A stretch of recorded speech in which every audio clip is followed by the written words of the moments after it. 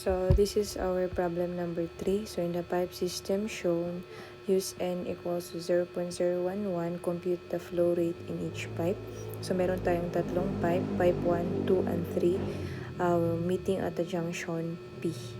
So ang given sa atin is the Manning's coefficient or the roughness coefficient. So we can use the Manning's formula, which is HF for circular section 10.29 n squared L q squared over d to the 16 over 3. Okay, so given na lahat yung elevation ng water surface, but ang problem here is yung sa junction.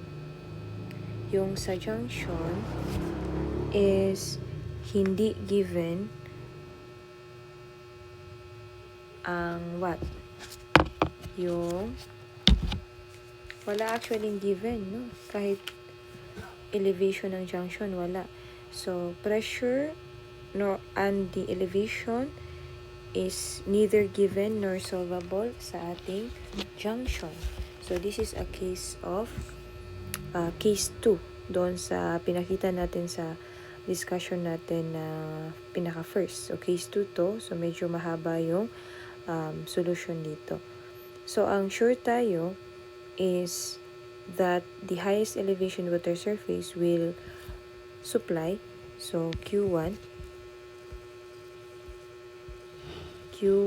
will be supplying, and then yung lowest elevation will be receiving. So, Q3. Now, yung sa reservoir P, di ba it depends yan. Kung mas mataas yung elevation ng P prime kaysa sa reservoir P, yung elevation doon sa 24 meters.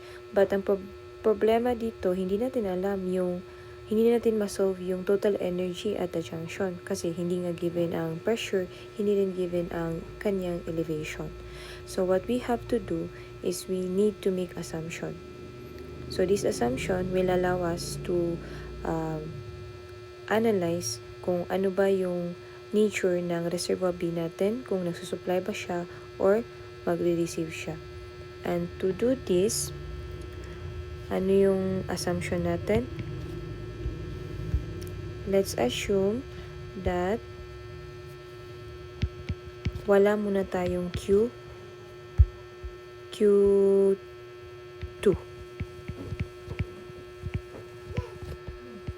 What do you mean wala muna tayong Q2? Ibig sabihin,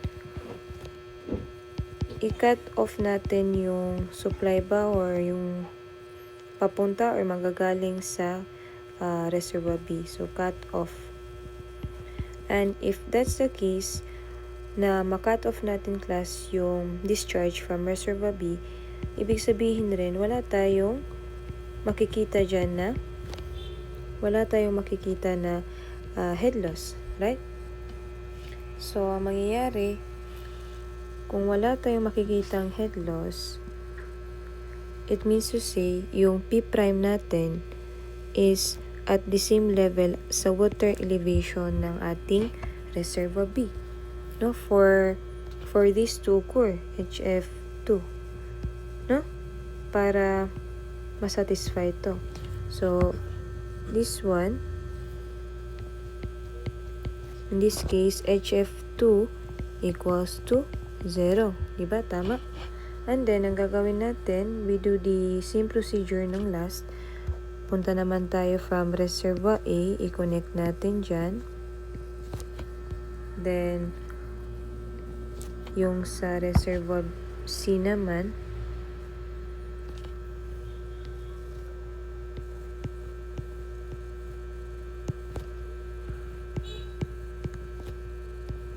okay? Tapos, tawagin natin yung difference from P prime pataas as HFA or HF, in this case, HF1. Then, here naman is from P prime pababa This is our HF3.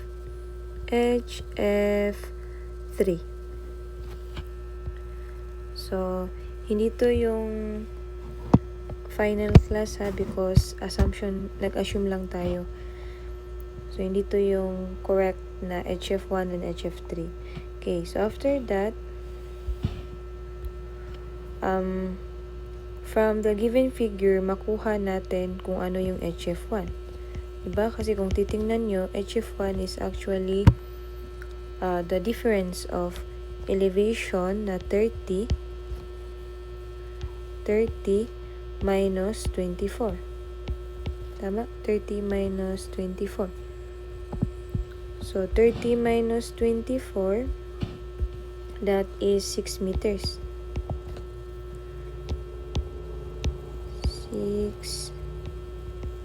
6 meters.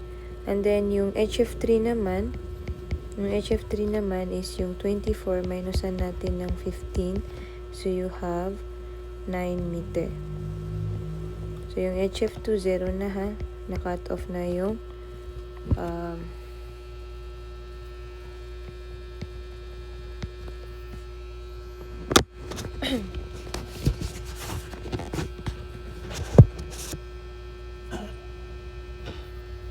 so, HF2 equals to 0. And then, using the formula ni Manning's, pwede nating makuha yung HF1. So, substitute lang class yung corresponding Manning's coefficient or the roughness coefficient, the length, and then the diameter. So, ang lalabas for HF1 is 918.478. So, Q1 squared yan. And then, HF3 equals to 46288.378 Q3 squared. And, equate natin itong dalawang equation. Makukuha natin ang Q1 at saka Q3. So, ang Q1 natin is 0.0808 cubic meter per second, while our Q3 is 0.019 cubic meter per second. Okay, so from here, magdodraw tayo ng conclusion natin. Notice that Q1 is 0.08 is greater than Q3, right? Na 0.01. Now, itong Q1, mag-supply man siya. Mag-supply siya. Ito yung junction, mag-supply. Now, yung Q3, alam natin na mag-receive siya. Now, yung gisupply ni Q1, 0.08, ang na-receive lang ni reservoir C is 0.013. So, it does not make sense saan pumunta yung natitira, right? May surplus na, may extra na hindi natin alam saan pumunta. Hindi lahat nakuha ni reservoir C. So, it means to say, we can conclude that since yung gisupply ni Q1 is hindi lahat na-receive ni Q2, so more probably, si Q2 or yung reservoir B natin is yung nag-receive. Diba? So, therefore, Q2 supplies. Mag-supply yan siya. Yung difference ng 0.08 at saka 0.013, doon mapupunta sa reservoir B. Diba? So, from here, pwede na natin to, pwede nating i-drawing dito that our Q is papunta sa reservoir B, so Q2, it supplies. Or it receives. Receives, hindi supply. Okay ha. Yung difference ng dalawa is nire-receive ni Q2. So, Q2 receives. And, kung Q2 receives, yung elevation ng P' natin class, yung total energy ng junction P, diba kung in drawing natin, ilet natin yan as P'. So, it means to say that it is higher, diba? Higher than B, yung elevation sa B. Diba? So, yun yung tamang figure dapat. Yung P prime natin, hindi dito, but above. Okay? So, as long as na kuha na natin yung correct na direction of the flow ng pipe 2, we can now proceed with the corrected na solution. So, I will just erase yung mga nandito sa figure. So, kasi ginamit natin to with the assumption na yung P prime is ka-level lang ng ating elevation P. Okay. And then, I will be erasing this one too.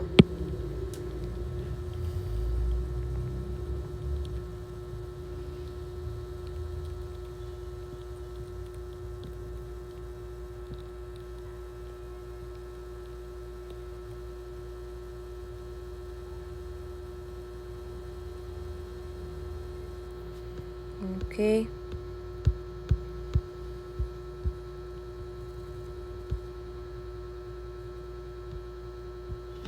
So, i-drawing ko lang ulit. This is Q. Yes. Mag-receive man ng ating reservoir P.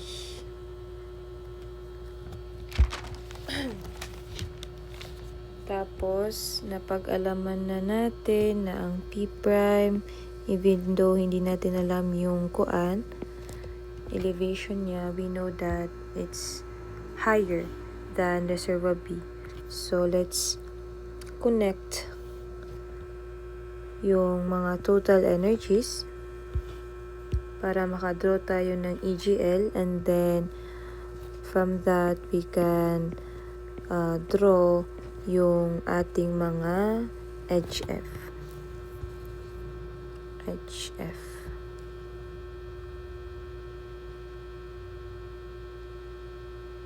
Masyadong raise yung P prime natin. Naging higher than 30 pa siya. Dapat higher than 24 pero lower than 30. Mga somewhere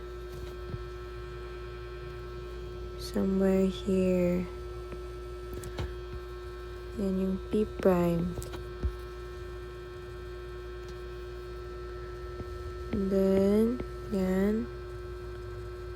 Then, yan. Then,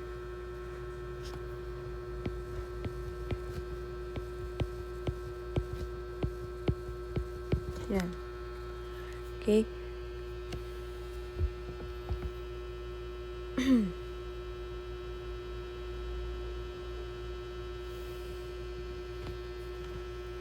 Tapos, ito yung P prime.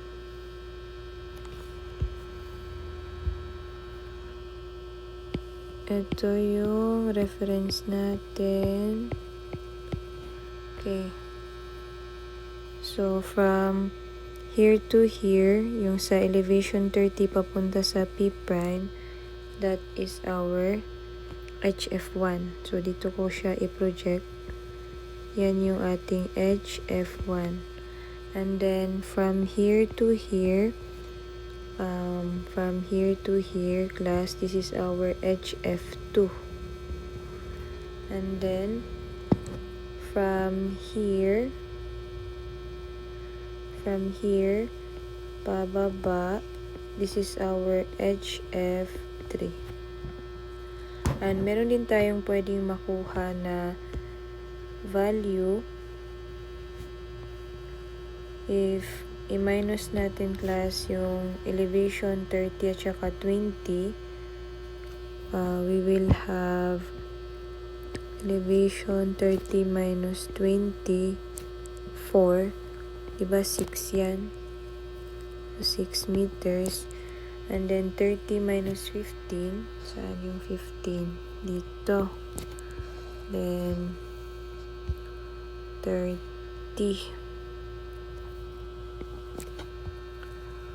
So this is 15 meters.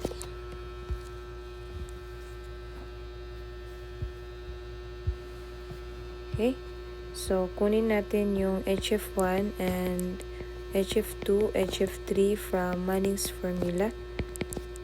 Yung, ano yun?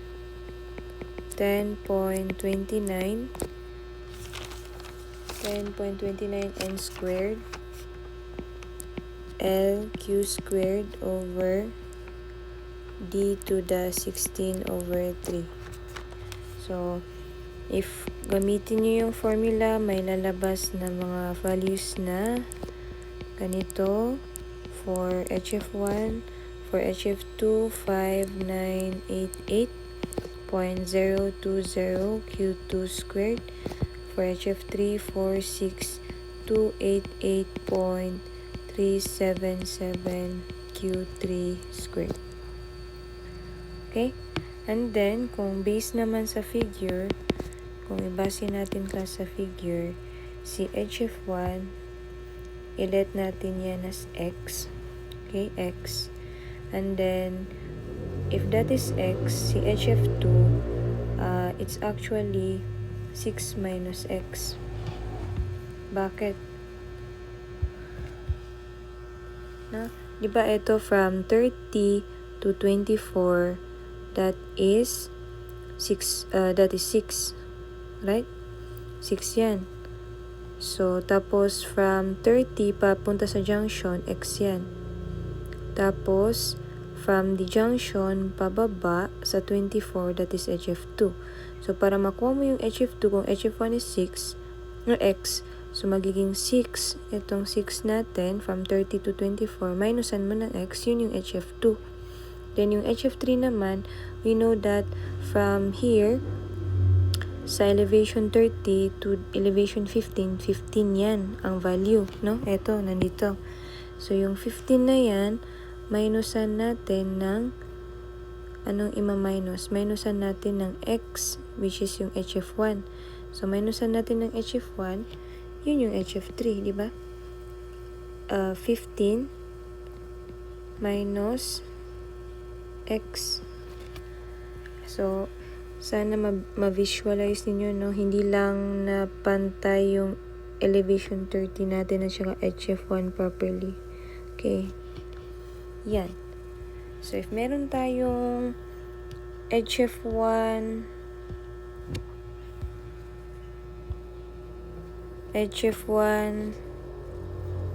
equals to X, and then HF2 equals to 6 minus X, and then HF3 equals to 15 minus X. So, pwede natin tong i-equate, itong mga equations na to these equations. Okay? So, let's say for HF1, so magiging X equals to 918.478 Q1 squared. For HF2 naman, for HF2, you have 6 minus X equals 5988.02 Q2 squared. Diba? And then for HF3, you have 15 minus X equals 46288.377 Q3 squared. Tapos, square root natin to para ma-solve natin yung mga Q. Okay? So, magiging square root of X to class. Tapos, yung value ng square root of this number here, diretso ko nang i-divide dito. So, ang sagot kay 30.3064. Then, ang matitira sa kanan is Q1. So, same procedure sa Q2, 6 minus X. Tapos, dito yung answer ng square root of 5988.02, ilalagay ko na sa baba. i-divide ko na sa 6 minus x. So, this is our Q2. And then, 15 minus x over 215.147. Yan yung ating Q3. Okay? So, after that, remember, pwede tayong makakuha ng equation at the junction. So long as alam mo yung proper direction ng flow. So, we know that yung papasok equals to lalabas. So, Q1 equals to Q2 plus Q3. And then, meron na tayong mga Q1, Q2, and Q3. So, i-plug in lang natin. Square root of x, 30.364 equals square root of 6 minus x over 77.382, and then plus square root of 15 minus x over 215.147. And then shift solve ninyo class, ang lalabas is 1.744 meters.